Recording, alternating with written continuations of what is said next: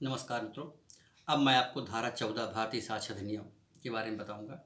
भारतीय साक्ष्य अधिनियम की धारा 14 जो है अत्यंत महत्वपूर्ण है, जिसका प्रयोग आप जो हमारे प्रैक्टिशनर एडवोकेट्स हैं वो देखेंगे कि लगभग रोज़ ही वो इन चीज़ों को देखते हैं और अपराध की शुरुआत ही इसी धारा के जो साक्ष्य हैं उनको लेकर होती है। बिना इस धारा को अवलोकित किए या बिना इसको पढ़े समझे आप साक्ष्य अधिनियम में भी आपको उतना लाभ नहीं मिलेगा और आईपीसी में भी आगे आपको दिक्कत आएगी। इसलिए इस धारा को आप समझ लें, क्योंकि जैसे ही आप किसी मुकदमे की तैयारी शुरू करते हैं, चाहे ट्रायल के बिंदु पर किसी अन्य बिंदु पर, तो यह धारा का ज्ञान आपको बहुत जरूरी है। यह धारा इस संबंध में आवश्यक है कि अपराध की जड़ भी इसी धारा से आपको समझ में आती है और वह कैसे रिलेवेंट है साक्ष्य अधिनियम में, यह भी आपको इसमें समझ में आ जाएगा।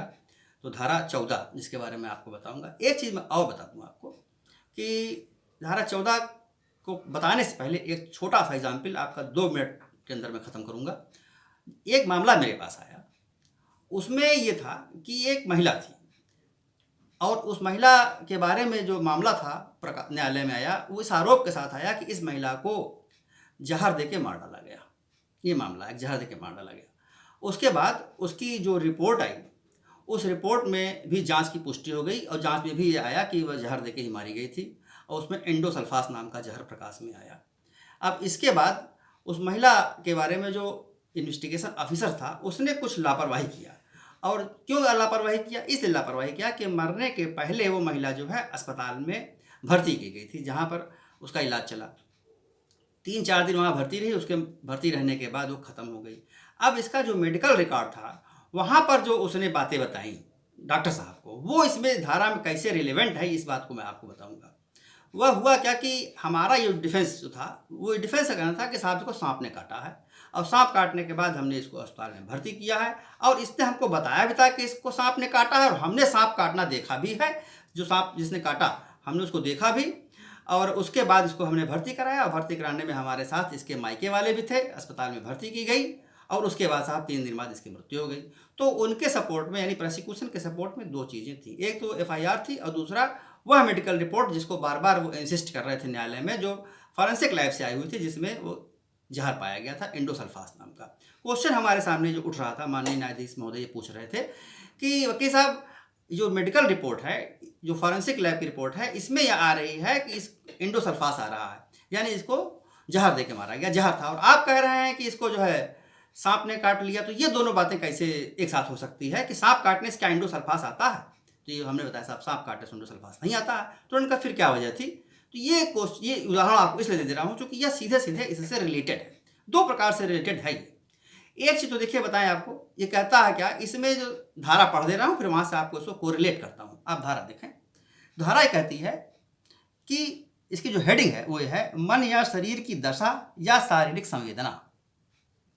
और हेड नोट में क्या लिखा, धारा 14, मन या शरीर की दशा या शारीरिक संवेदना का अस्तित्व दर्शित करने वाले तथ्य। मन आप जानते हैं मन के बारे में, शरीर की दशा मतलब बॉडी की कंडीशन, और शारीरिक संवेदना का मतलब ये हुआ कि शरीर जिस चीज़ को फील करता हो उसे कहेंगे शारीरिक संवेदना। ऐसी स्थिति में जो चीज़ें आती हैं, मन या शरीर की दशा और शारीरिक संवेदना। तो अब शारीरिक संवेदना क्या है? शारीरिक संवेदना ये है जो उसको अनुभूति हो रही है, शरीर से की जो अनुभूति हो रही है। जैसे जो लक्षण जहर के होते हैं, क्या वही उसकी बॉडी में थे, या जो लक्षण सांप के काटने के होते हैं? दोनों के लक्षणों में डिफरेंस है। ये क्या है? ये शरीर की संवेदना है, शरीर की संवेदना है जो उसको बताती है, मन की स्थिति नहीं है, ये शरीर की संवेदना है। तो अगर उसको सांप ने काटा था तो उसको वैसी फीलिंग होनी चाहिए सांप काटने पे आती है। अगर उसको जहर दिया गया था तो उसके शरीर में वे संवेदनाएं होनी चाहिए जो जहर देने से आती है। ये इंपॉर्टेंट हो गया। उसने जब अपना बयान जब आई हो अपना मेडिकल कराने के लिए जब भर्ती हुई, तो उस समय उसने ऐसी कोई भी चीज़ नहीं बताई थी जो जहर काटने के लक्षण जिससे उसके बॉडी पे आती। ये शरीर की संवेदना आ गई। कि अगर वो कहती कि साहब जैसे मुझको दिया गया मेरे गले में बहुत तेज दर्द होने लगा, ऐसे यह बताती कि मेरे गले में दर्द हो रहा था, ऐसी स्थिति में यह जलन हो रही थी, तो यह स्वाद उसका कैसा था? जहर ऐसी चीज़ होती है जिसका स्वाद आएगा चाहे जैसा भी हो। वह बदबू करेगा, चाहे जैसा भी हो। लेकिन ऐसा कोई तथ्य उसने डॉक्टर साहब को अपने भर्ती होते समय नहीं बताया था। वह बता क्या रही थी, उसने कहा था कि मुझको जो है ये पेट में हल्का सा दर्द हो रहा है, मेरे शरीर में अकड़न हो रही है, इन चीज़ों को उसने बताया था जो कि सांप काटने के लक्षण होते हैं। तो यह उसके शरीर की संवेदना आ गई। तो यहाँ पे डायरेक्ट इशू क्या था? इशू ये था कि उसकी मृत्यु सांप काटने से हुई या जहर से हुई। मेरा डिफेंस ये था कि सांप ने काटा, प्रोसिक्यूशन कहने का क्या तात्पर्य था कि साहब जहर ने काटा। तो यहाँ पर अगर वह यह कह देती कि साहब ये जो है मेरे गले में दर्द हो रहा था, यह बहुत कड़वी चीज़ थी जो मेरे जीभ में गई, अगर इस तरह की चीज़ों को बताती तो निश्चित रूप से मेरे खिलाफ जाता। लेकिन उसने वहाँ पर जो भी बताई अपने शरीर की संवेदना वो रिलेट कर रही थी सांप से, कि सांप को उसने काटा होगा। इसके बाद हमने उसमें जो डॉक्टर ने चिकित्सा किए थे हमने उसको तलब कराया, उससे पूछा कि देखिए डॉक्टर साहब ऐसे जो लक्षण आते हैं जो इसने बताया है, जिसको आपके द्वारा रिकॉर्ड किया गया है, क्या सांप काटने से आ सकते हैं? डॉक्टर साहब ने कहा हाँ, ये सांप काटने से संभव। उसका इलाज चला था, वह इलाज जो चला था वो सांप काटने का चला था। सांप काटने उसको एंटीवेनम इंजेक्शन वगैरह दिए गए थे। मैंने पूछा ये जो दवाइयाँ आपके द्वारा दी गई हैं ये सांप काटने के मामलों में दी जाती है? तो उन्होंने कहा हाँ साहब सांप। इस प्रकार से न्यायालय को इस बात का पूर्ण जो संदेह इस स्थिति का उत्पन्न हो गया कि इसको जहर देके मारने वाली जो बात आई वो संदेह में आ गई, और किसी प्रकार का कोई वहाँ से जहर की डिबिया या जहर के पाउडर या पेपर ऐसे नहीं आए जिसमें साबित किया जा सके कि या किसी दुकान का नाम जहाँ से परचेस किया गया हो, या उसको जहर खरीदते किसी ने देखा हो, कोई दुकान मेडिकल के देखा हो। तो इन चीज़ों से ये साबित हुआ कि वह जो महिला है वो सांप काटने से उसकी मृत्यु हुई, और उस सभी 6 मुवक्किलों का 6 जो लोग इसमें इन्वॉल्व थे इस घटना में बताए जाते थे उसको जो है सबको न्यायालय ने बरी कर दिया। ये एक लैंडमार्क डिसीजन जो मेरे जीवन में आया, जिसने मुझे प्रेरणा दी वकालत करने की, उसमें इसका बहुत बड़ा महत्व रहा इस निर्णय का। एक चीज़ मैं और बता दूँ आपको, अब जैसे शरीर की दशा, वो तो मैंने बताया आपको, शरीर की संवेदना जो अंदर सोच रही, शरीर की दशा, जैसे मान ली थोड़ी देर के लिए एलिगेशन है चाकू से मारने का, शरीर में चाकू के घाव नहीं है, तो क्या है ये शरीर की दशा है। इसलिए जो है ये अपने आप ये सेक्शन रिलेवेंट हो जाएगा, आपको हर कदम पे रिलेवेंट आपको मिलेगा। इसके बाद आप देखे जाएंगे मन क्या है, मन की भावना कैसी थी, जैसे मैं बता दे रहा हूँ आपको, जैसे आशय मीन्स एरिया जिसे आप कहते हैं, तो आशय शब्द जो है इंटेंशन आ गया, इंटेंशन को हिंदी में कहते हैं आशय, और दुराशय क्या है मीन्स एरिया। आप आईपीसी देखेंगे तो उसमें ये होगा कि हर अपराध के पीछे कहीं न कहीं मीन्स एरिया होना चाहिए। मीन्स एरिया एक कॉमन चीज़ है जो हर अपराधों में हो जाती है। अब लेकिन आप आगे कई इसके ऐसे ही मामले देखेंगे जिसमें मीन्स एरिया इंपॉर्टेंट नहीं है, जहाँ पर दुराशय की बात नहीं कहता, वो सिर्फ जानकारी की बात कहते हैं। अगर वो सिर्फ जानकारी की बात कहते हैं तो भी एक प्रकार का जानकारी आपको उसमें आ गई। उपेक्षापूर्ण कार्य भी आती है, लापरवाहीपूर्ण कार्य उसमें आते हैं। तो यह क्या है, ये मन की दशा हो जाते हैं जो आपको ये बताते हैं कि यह चीज़ें यहाँ से स्टार्ट हुई और करने वाले का यह सद्भावना थी या उसका दुराशय था या उसने उपेक्षापूर्ण ढंग से कार्य किया या उसको उसकी जानकारी थी कि नहीं थी या उसका ऐसा आशय कि नहीं था।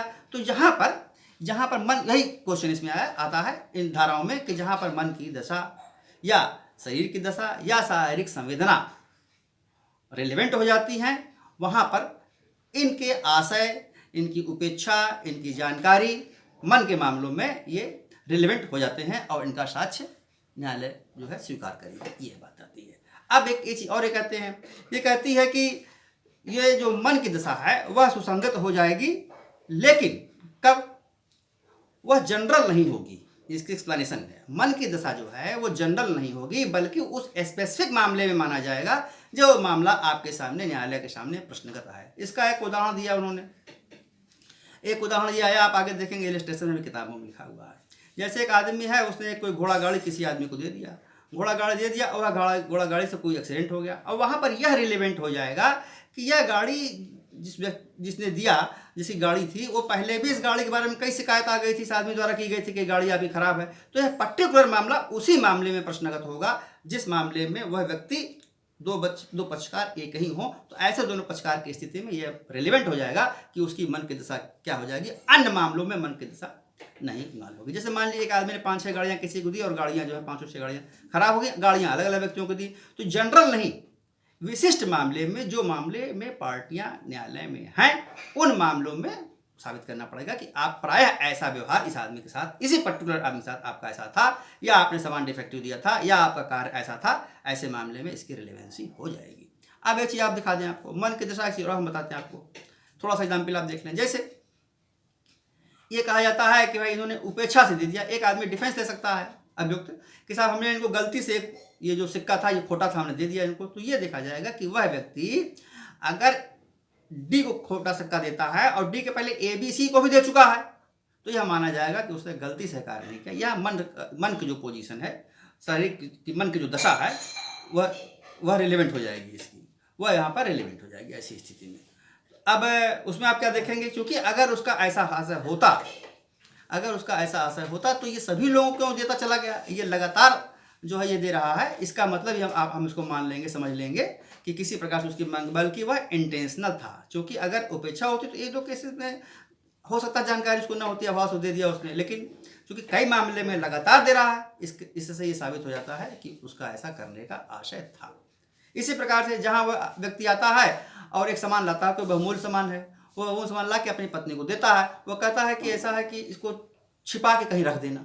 इसका मतलब ये हो गया कि छिपा के कहीं रख देना, इसका मतलब ये साबित होता है कि उसको इस बात की जानकारी थी, उसकी मन की दशा बता रहा है कि वस्तु जो है चोरी की है। प्रश्न ये था कि चोरी की वस्तु जानकारी इसको थी कि नहीं, जो सामान इसने अपनी पत्नी को रखने के लिए दिया। क्वेश्चन ये उठा, फैक्ट इस बात क्या है कि जो सामान अपनी औरत को दिया, इसको देते समय इसने कहा अपनी औरत से कि इसको जो है दे देना, इसको चोरी से इसको छिपा के रख देना, कोई जान ना पाए। इसका मतलब वह जानता था कि ऐसी बातें प्रकाश में उठ सकती हैं। ये चीज़ मैं आपको बता रहा हूँ। इसी प्रकार से कई आप जहाँ पे क्वेश्चन देखेंगे आपको ये बातें रिलेवेंट हो जाएंगी, जहाँ मन या इसकी स्थिति जो है क्वेश्चन में आ जाएगी, वहाँ पर एक रिलेवेंट फैक्ट आपका मान लिया जाएगा। अब आप एक चीज़ और देखें थोड़ा सा मित्रों, अब आप देखें, उसको मैं आपको बता रहा हूँ।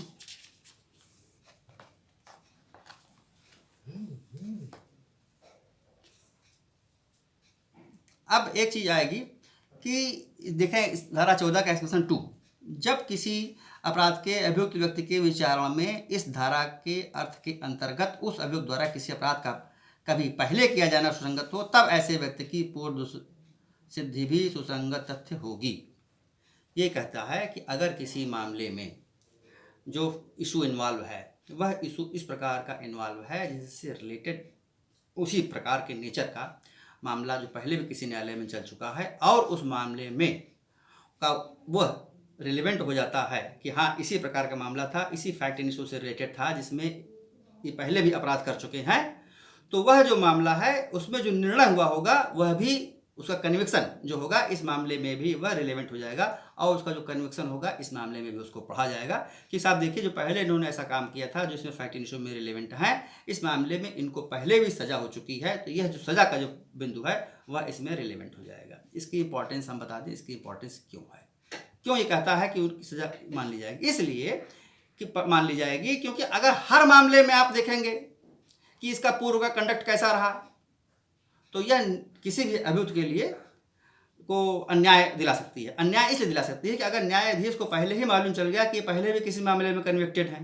तो पहले ही मान लेगा कि चूंकि पहले भी कन्विक्टेड थे इसलिए भी उन्होंने अपराध किया होगा। इसलिए कहते हैं कि जो पूर्व के निर्णय हैं, पूर्ण के कन्विक्शन हैं, हर मामले में वे सुसंगत नहीं होंगे। जैसे एक मान लीजिए एक आदमी के ऊपर एक हत्या का अभियोग चल रहा है और ये आप साक्ष्य देना चाहते हैं कि साहब पहले भी इन्होंने हत्या की है, तो यह इरेलीवेंट है, ये नहीं पढ़ा जाएगा। इसलिए नहीं पढ़ा जाएगा क्योंकि अगर ऐसे अनुमति मिल जाएगी साक्ष्य देने के लिए और न्यायालय पहले ही एक उपधारणा कर लेगा कि हत्या इन्होंने किया, 2 हत्या कर चुके, तीसरी हत्या भी यही किए होंगे। इसलिए इस प्रकार के साक्ष्य जो है न्यायालय में नहीं दिया सकते कि केवल बुरा सील इनका था, इस प्रकार का साक्ष्य। अब आगे आप आगे देखेंगे कि बुरा सील का साक्ष्य भी कब रिलेवेंट हो जाता है, लेकिन अगर अन्यथा कोई मामले नहीं है तो प्रीवियस कन्विक्शन का साक्ष्य ग्राह्य किसी भी हालत में नहीं होगा। इसी को कहते हैं समरूप तथ्य। समरूप तथ्य के साक्ष्य भी ज़्यादातर समान परिस्थितियों में ग्राह्य नहीं होते। समान, अब आप सामने क्वेश्चन उठेगा कि समरूप तथ्य क्या है साहब, तो समरूप तथ्य वे हैं जहाँ पे फैक्ट इशू का जो नेचर हो वो लगभग एक जैसा हो। जो मूल तथ्य थे उनका नेचर अगर 2 मामलों में एक जैसा है तो उन्हें कहेंगे कि ये समरूप तथ्य की परिधि में आते हैं, उस श्रेणी में इनको पढ़ा जाएगा। तो इस प्रकार से आपको मैंने ये सेक्शन 13 और 14 भारतीय साक्ष्य अधिनियम की बताया। अब आगे धारा 15 के बारे में आपको आगे वाले लेक्चर से बताया जाएगा। धन्यवाद, नमस्कार।